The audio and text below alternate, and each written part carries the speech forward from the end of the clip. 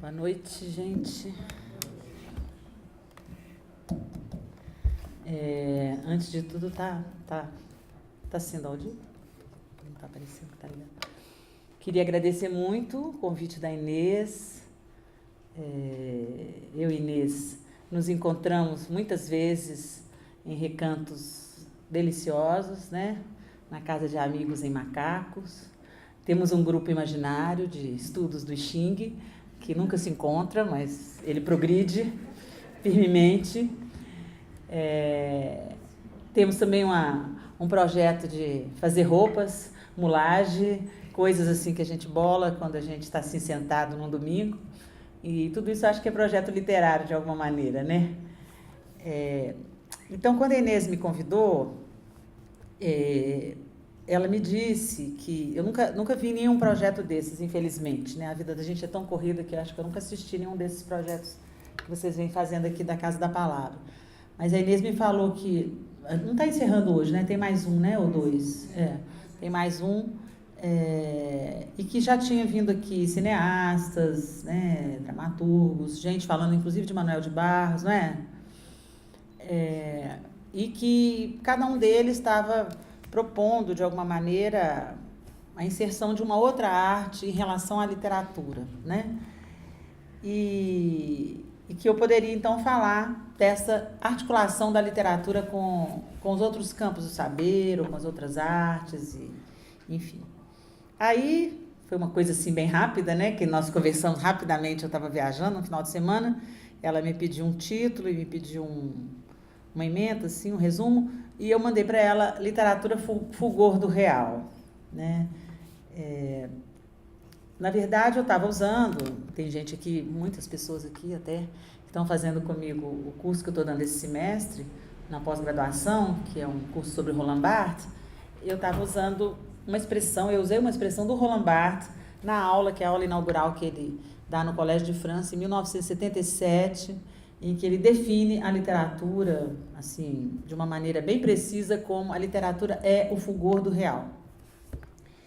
É um texto que eu gosto muito, todo mundo que já fez curso comigo sabe disso. Eu brinco que tinha que ser assim, o primeiro texto a ser lido quando um aluno entra na faculdade de letras, aquela aula inaugural, ela merece ser lida sempre assim.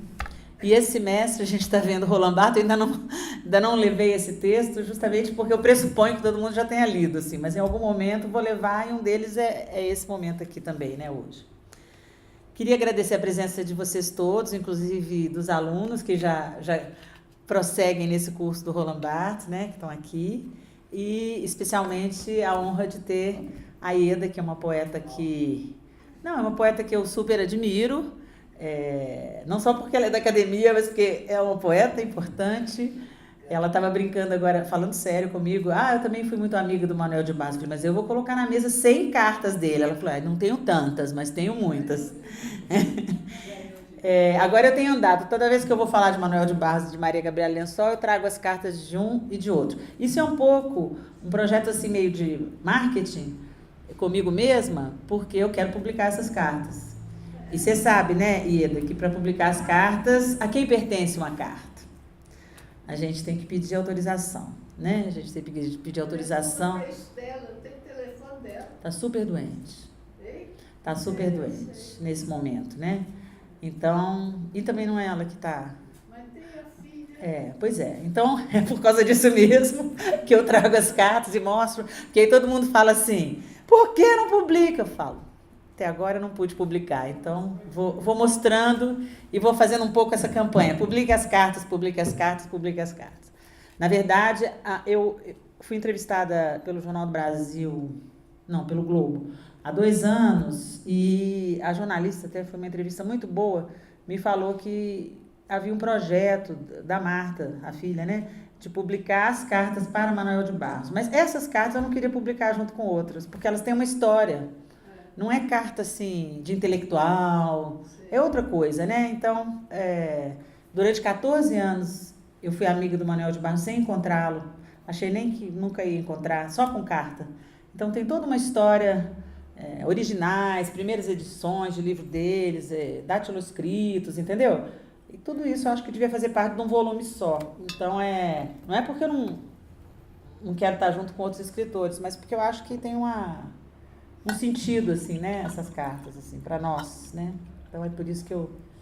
E as da Maria Gabriela Lençol, que não são tantas, mas como eu vou falar dos dois, eu trouxe as cartas para me acompanharem aqui e trouxe alguns fragmentos. Queria agradecer muitíssimo o meu querido aluno Jonas Samúdio, que agora virou meu apoio técnico, tá, João? Enquanto você está impedido.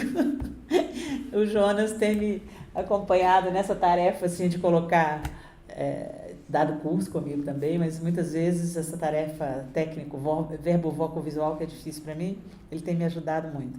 Então, obrigada, Jonas. Então, a gente vai, em um determinado momento, eu escrevi um texto, vou lendo, parando, comentando. Se vocês quiserem interromper também, porque é um bate-papo, né, Inês?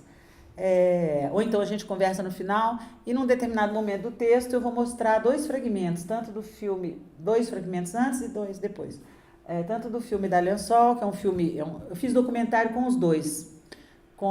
Todos os dois documentários estão no YouTube, tanto da Maria Gabriela Lençol, que é uma escritora menos conhecida de vocês, que é uma escritora portuguesa, que morreu em 2000, eu sempre confundo se é 8 ou 9, 2008, viveu 77 anos.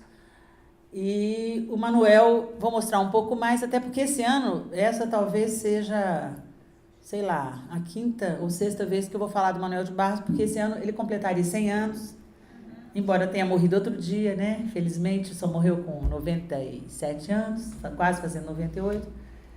E a gente está fazendo muitas homenagens a ele, né? Então, foi muito pensando no Manuel que eu escrevi esse texto mesmo. E na Lençol. Então, literatura fulgor do real. Neste lugar, havia uma mulher que não queria mais ter filhos do seu ventre. Pedia aos homens que lhe trouxessem os filhos de outras mulheres para abrigá-los numa só casa, de uma só janela. Tinha uma maneira distante de fazer amor, pelos olhos e pela palavra, e também pelo tempo, pois voltar a qualquer tempo era-lhe sempre possível.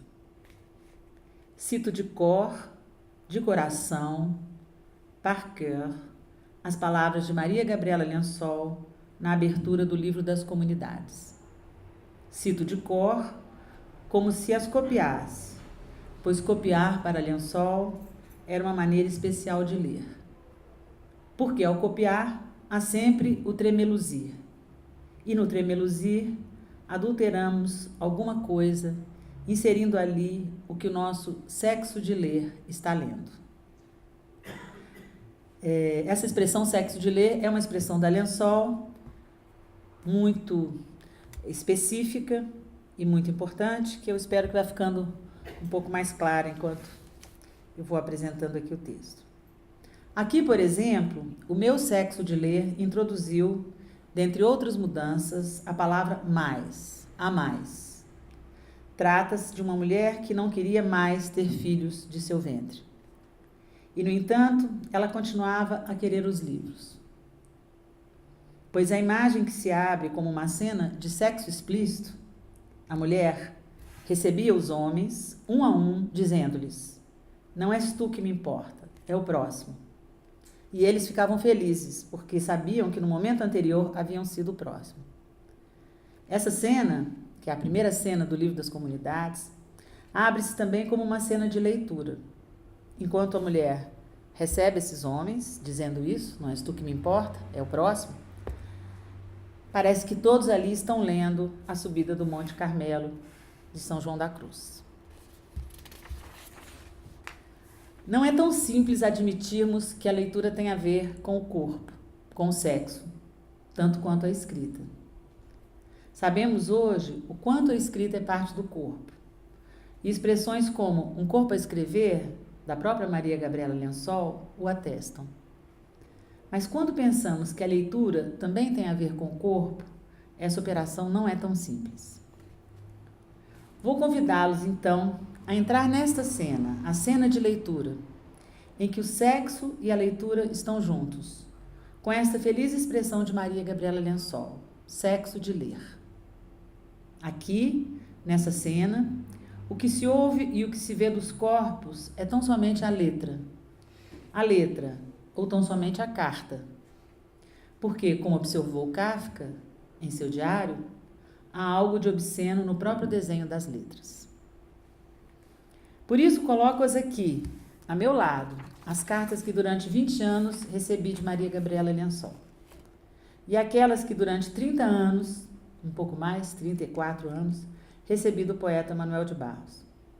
São objetos de cena, não são obscenas, fora da cena.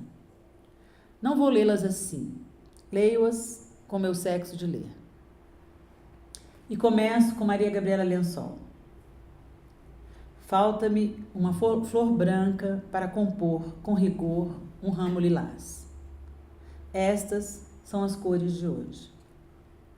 E continuo com Manuel de Barros. Lúcia, vou tentar fazer rabiscos mesmo, rascunhos. Vou me deixar escrever. Quem sabe eu possa me ver com alguma verdade. Mas as minhas verdades podem não ser. Até prefiro que não sejam. Os versos vão melhor pelo que toam do que pelo que dizem. A prosa fala mais do que toa. Minha palavra toa de pedra, toa cega. Minha palavra toa de sol, de água, coacha. A palavra guarda a poesia. Palavra que uso está entumecida de mim. Isso é um trecho de uma carta. O outro também, da Lençol. Ao que toa, ao que destoa. Toar, como quem canta, tem a ver também com as cores de hoje. É tudo uma questão de nuance, diríamos com Barthes. E as cores de hoje me fizeram chegar aqui com o chamamento de Roland Barthes, pois foi ele quem disse, certa vez, ser a literatura o fulgor do real. Barthes, aquele mesmo que preferiu a palavra escritura, ou escrita, como preferem alguns, a palavra literatura, durante anos. Ele retorna a ela, a literatura, em sua aula inaugural do Colégio de França, em 1977, para proclamar que a literatura é o fulgor do real. Aí, no fulgor, algo da cena se vislumbra. Cena fulgor, diria mais tarde Maria Gabriela Lençol. Por isso, começo hoje por duas cenas de leitura. Numa delas, ouvimos a voz de Maria Gabriela Lençol. Na outra, O Silêncio Aumentado, de Manuel de Barros. Ouçamos. Então, a primeira cena do filme Redemoinho Poema, a Maria Gabriela não se deixava fotografar, se deixou filmar numa cena que eu vou mostrar no final para vocês, mas da maneira como ela deixou. Ela dizia que se meus textos não tiverem a sua força, de nada adianta eu me dar a ver nos jornais. Então ela não gostava disso, de fotografia, de imagem, assim. Mas essa é uma cena muito bonita, ela gostava muito de ler os textos em voz alta, né?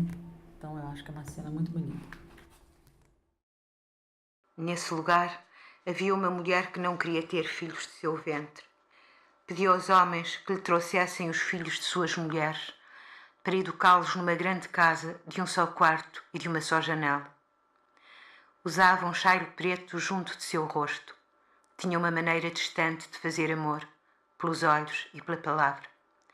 Também pelo tempo, pois desde os tempos de sua bisavó, voltar a qualquer época era sempre possível. A mover-se, olhava por vezes com fixidez um sítio, o mais belo da sua casa. Tudo o resto, dentro da casa, eram meros modos de voltar a ver a luz, ao ritmo de uma pergunta insistente. Então essa foi a primeira cena do filme Redemoinho Poema, e agora a do Manuel de Barros, do filme Língua de Brincar. Só mais uma coisinha então, porque você falou muito da influência da ingenuidade dele. Mas uma coisa que sempre me marcou muito foi o silêncio dele também. Sempre que eu li sobre ele nos seus livros e tal, o silêncio dele sempre me assustou, me marcou, me impressionou muito. E assustava todo mundo mesmo.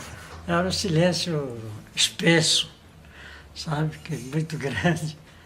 E o silêncio dele era escutado em toda parte. Eu até escutava o silêncio, de verdade. Era fácil de escutar. A gente escuta o silêncio quando quer, né?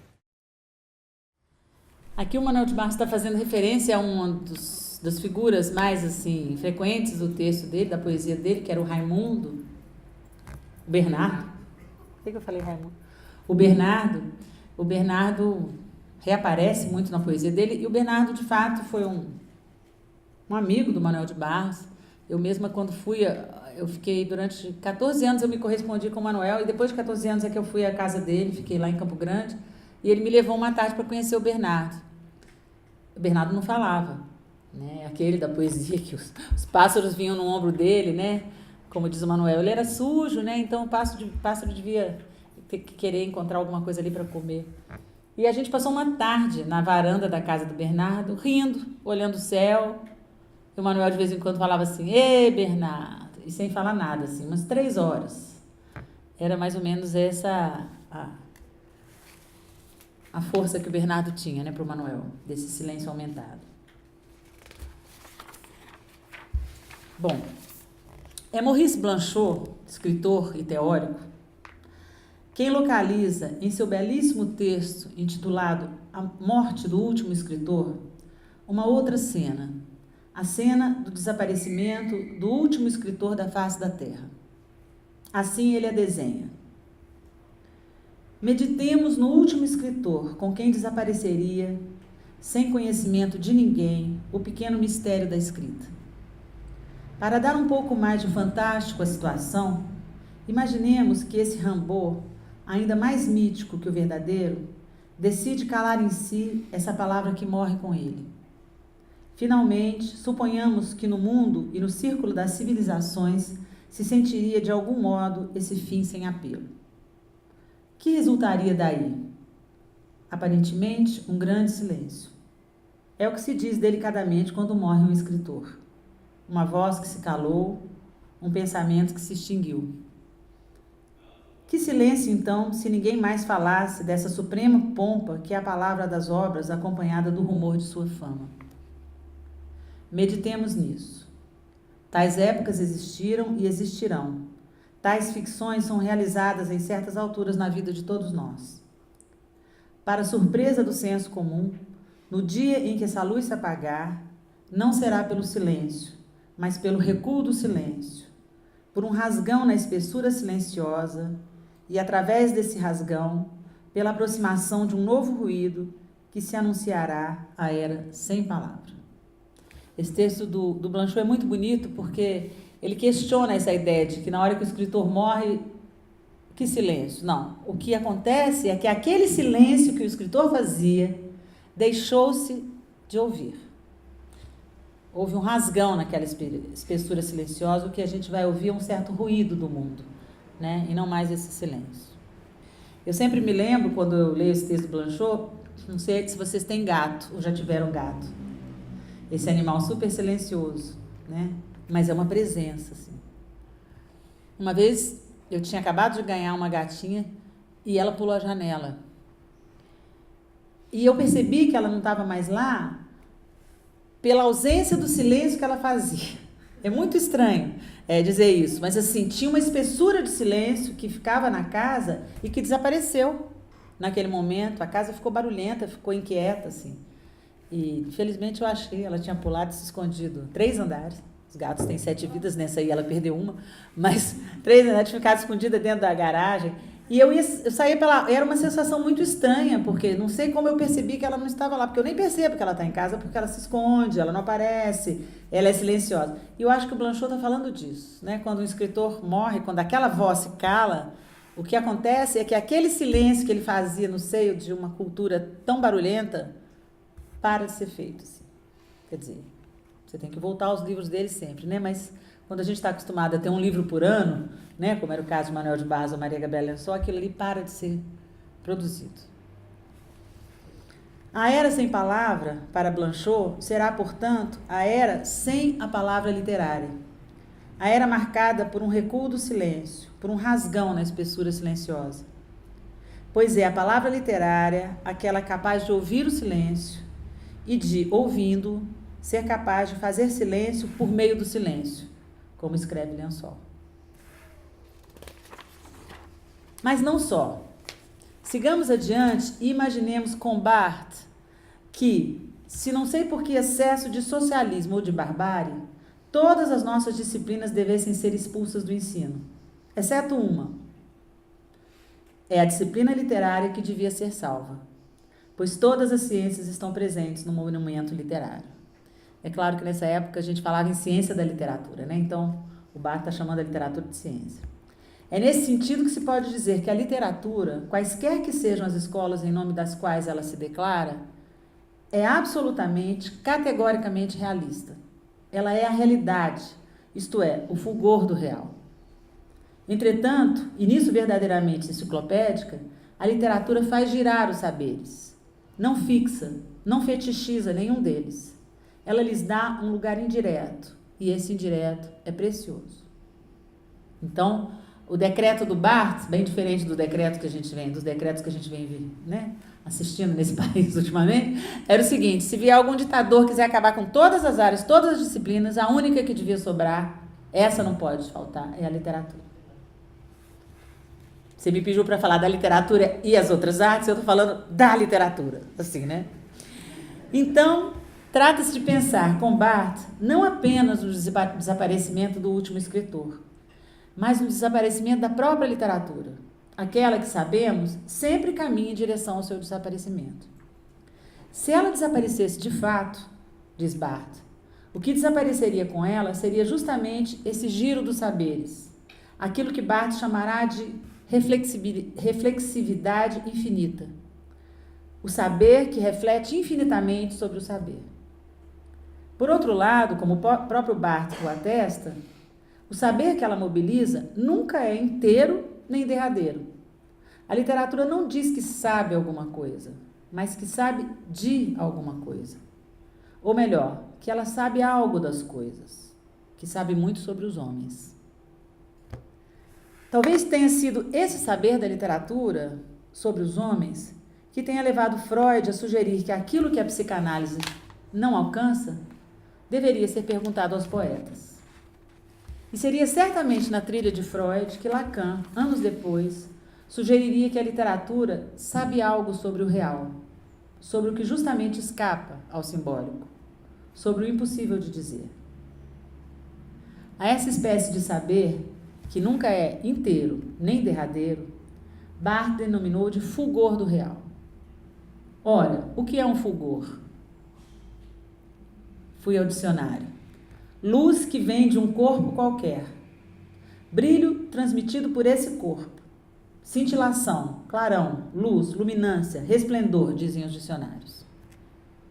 O fulgor, então, pressupõe um corpo. E a literatura, para Barthes, pressupõe um desejo de real. Citando novamente o Barthes. Desde os tempos antigos até as tentativas de vanguarda, a literatura se afaina na representação de alguma coisa. Direi brutalmente, o real. O real não é representável, e é porque os homens querem constantemente representá-lo por palavras que há uma história da literatura. Que o real não seja representável, mas somente demonstrável, pode ser dito de vários modos. Quer o definamos com Lacan como impossível, o que não pode ser definido e escapa ao discurso, quer se verifique em termos topológicos que não se pode fazer coincidir uma ordem pluridimensional, o real, e uma ordem unidimensional, a linguagem. Ora, é propriamente a essa impossibilidade topológica que a literatura não quer nunca render-se.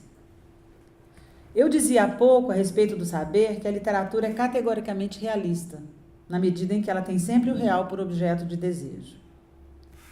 E direi agora, sem me contradizer, porque eu emprego a palavra em sua acepção familiar, que ela também é obstinadamente irrealista. Ela acredita sensato o desejo do impossível. Tomemos a literatura, então, em sua vertente realista. Ela nada mais quer dizer que o real. Se essa coincidência entre o real e a literatura pudesse existir, chegaríamos ao verdadeiro desaparecimento da literatura, como preconizado por Blanchot. E assim, podemos ler a formulação de Maria Gabriela Lençol. Não há literatura, ela diz. Quando se escreve, só importa saber em que real se entra e se há técnica adequada para abrir caminho a outros. Essa é a vertente realista, digamos, né? Tomemos a literatura agora em sua vertente irrealista. Ela acredita sensato o desejo do impossível. Ela acredita que pode captar o real. No extremo dessa insensatez, podemos ler a frase de Mallarmé.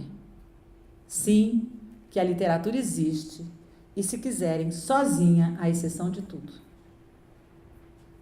São duas frases aparentemente opostas, mas elas se encontram nesse ponto, né?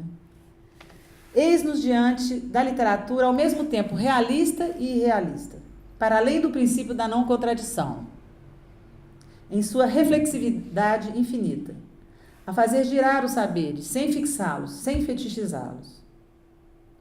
Um dos poetas que trouxemos aqui, hoje, o faz em língua de brincar. Manuel dizia, né? Só tem uma coisa que eu inventei, foi a língua de brincar. Fazendo da literatura um brinquedo sério, e desse saber, nunca inteiro, nem derradeiro, uma espécie de douta ignorância. E assim podemos ler no Livro das Ignorâncias, de Manuel de Barros.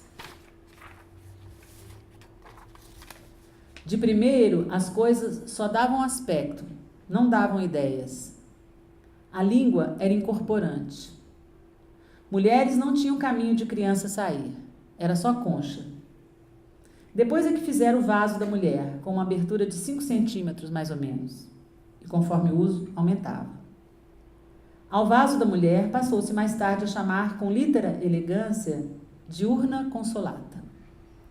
Esse nome não tinha nenhuma ciência brivante, só que se pôs a provocar incêndio a 2. Vindo ao vulgar mais tarde, aquele vaso se deu o nome de cona, que afinal de contas não passava de concha mesmo.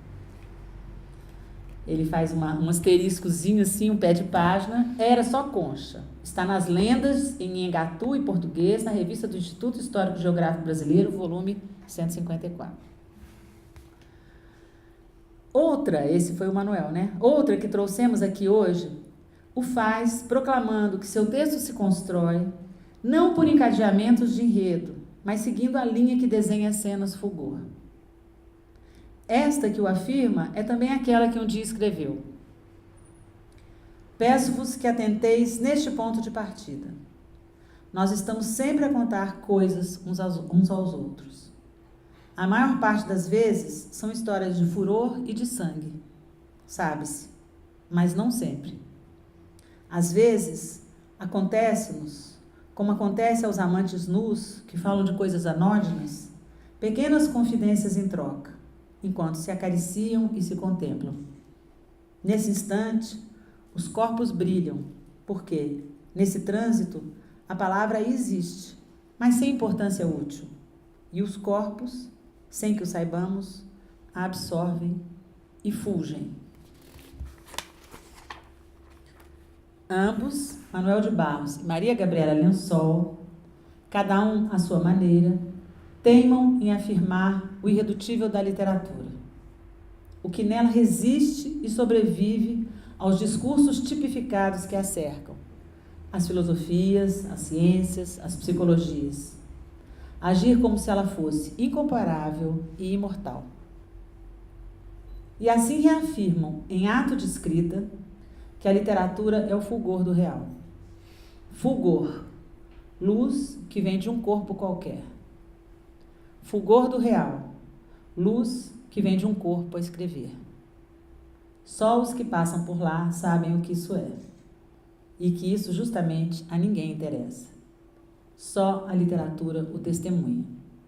Ela, à exceção de tudo, eu levaria para uma ilha deserta. Eu vou mostrar então para vocês agora 2 cenas, que eu acho que são cenas fulgor. Uma do Manuel, a primeira do Manuel? Não. Então tá. Primeira do Manuel. A alegria do pinta do lixo, né? Ele pintou o lixo porque a minha poesia tem muita coisa desse tipo, né? E o Cirão fez um livro com o Bindley e ilustrou o livro meu com o Bindley. E depois ele me deu esse quadrinho aí. E foi muito bom. Eu vou destripar o livro aqui para você tirar.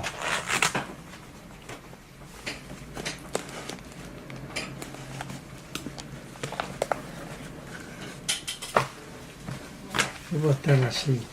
Ah, isso aqui é o Picasso. Isso aqui é o Picasso, quando ele desenhava, partia de um ponto e fazia Sem tirar. inteirinho. Sem tirar o lápis, é assim? Sem tirar. Aí. Bonito demais. Você tem isso com palavra também, mano? Às vezes, não? De botar o lápis e não tirar?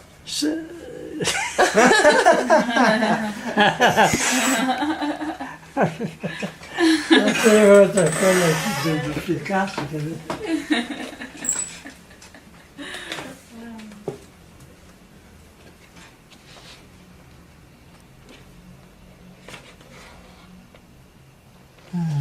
Que me mandaram aqui. Daquele louco, aquele. Não é o nome dele? Bukowski. Isso aqui é um CDD, como é que é? DVD. É DVD. CDD. E é bom esse filme? Ele era louco, né? É bom. Tudo que é de louco mandam pra mim, eu recebo, gosto. Ô Manuel, e minha mãe falou na carta que ela mandou 2 arcanjos, um profeta e uma menina voada. Uma menina voada. É pra estragar. Eu escrevo muita coisa, sabe?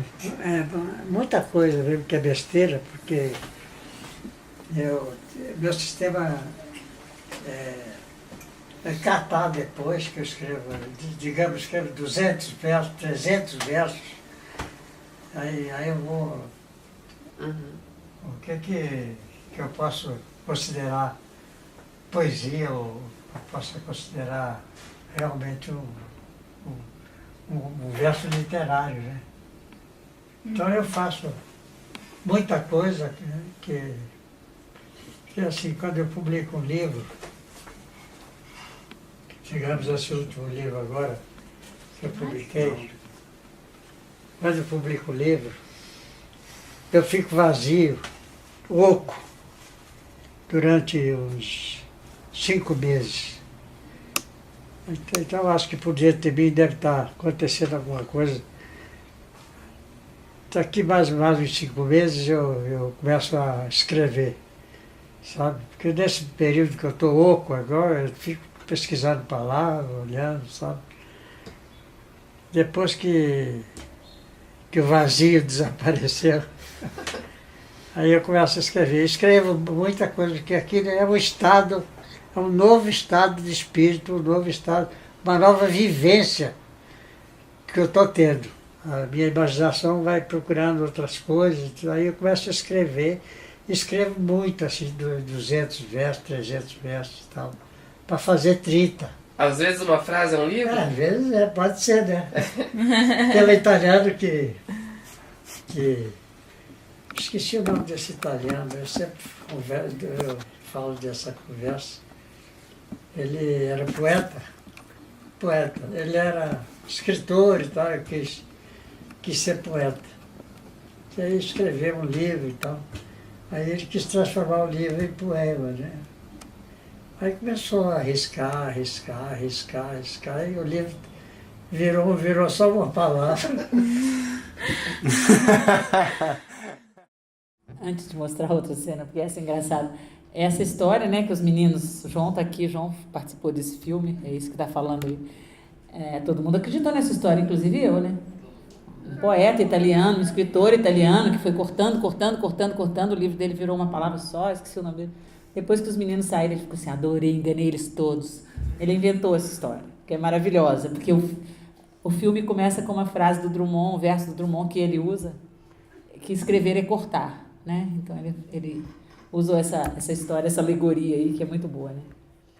O ressalto entre as intensidades presentes se imprime a toda a casa, ao mais belo da sua casa, o sentimento do que o belo, efetivamente, tece. Manter os pés na terra era muito prático para viajantes como nós. Já o sabíamos por intuição e por experiência. Éramos tantos que não percebíamos como na casa cabiam os que já haviam entrado, como ainda os que vinham a caminho. O universo é caminho, foi quase o seu último pensamento.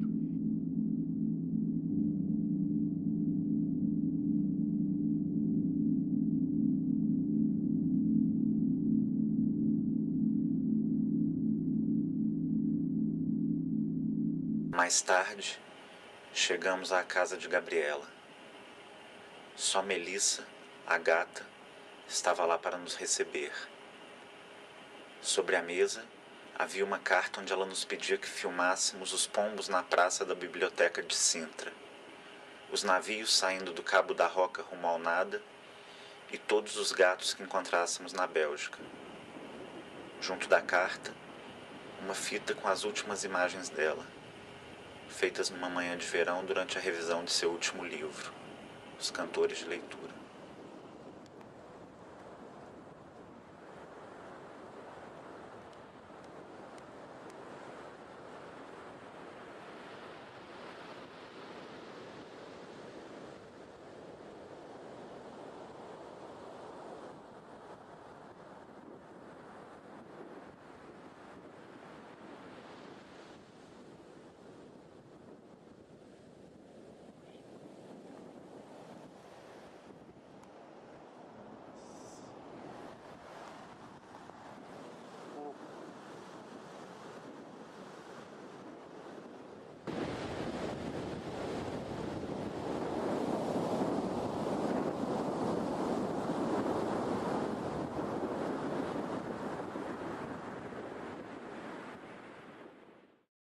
Só tem é um documentário, isso foi um desafio para nós, né, João, fazer esse filme.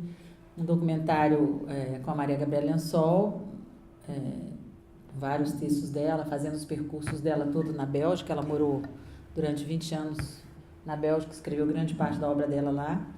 Uma pessoa que não se deixava fotografar e, mais que isso, muito reclusa também, que estava muito doente na época que a gente terminou o documentário e que teve justamente um câncer no maxilar, então ficou completamente desfigurada. Mas ela, muito generosamente, essa é a única cena do filme que, de fato, ela fez para nós. Assim. Ela fazia revisão nesse livro com a Maria Teovina Santos, que é uma estudiosa da obra dela e que foi o último livro dela, Os Cantores de Leitura. E aí eu pedi a ela que a gente filmasse só as mãos. Né? Eu falei para ela que só as mãos dela fazendo. E ela, muito lindamente, colocou aquele anel, que é um anel que ela tinha ganhado da vida, quer dizer, ela posou, digamos. Ela estava fazendo aquilo, mas ela estava fazendo aquilo também para o filme, né? Que eu acho que é uma cena muito comovente, justamente porque é uma das últimas cenas assim, da Lençol, um pouco antes da morte dela, e justamente essa cena filmada, né? Que ela permitiu que fosse filmada. Ela mesma é que fala de cena fulgor, né? Então, eu acho que essa é a cena fulgor assim, desse filme. Bom, é isso, gente. O que eu trouxe foi isso, para pensar um pouco com vocês nesse lugar tão especial que a literatura ocupa em meio aos saberes. Esse lugar de resistência, na verdade, é um lugar de resistência, né? A gente pensar que num momento em que se propaga, né, tantas outras coisas que não são a literatura resiste, sim, como um discurso, eu acho isso tão interessante. A poesia, então, que é essa raridade, né, Ieda, também, né, pensando assim, tanto na Lençol quanto no Manuel, porque a Lençol escrevia uma prosa que era absolutamente poesia também. O livro, né, pensar que o livro como objeto também é essa coisa... E no papel, né? Que resiste. Enfim. E as cartas também, né? Os papéis. Isso. É isso. Se alguém quiser falar alguma coisa.